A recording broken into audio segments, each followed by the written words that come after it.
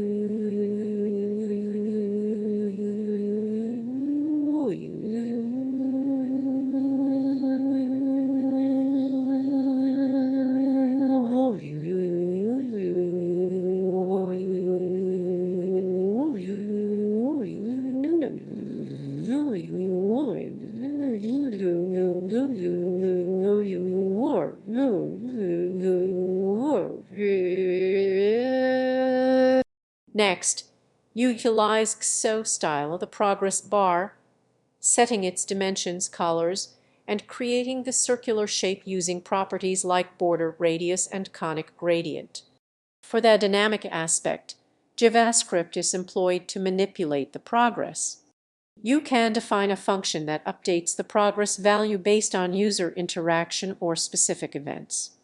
By calculating the percentage of completion and adjusting the styles accordingly, the circular progress bar visually reflects the current progress.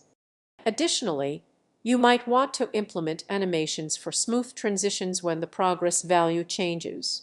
Finally, consider adding text within the circle to display the percentage or status, enhancing user experience and clarity.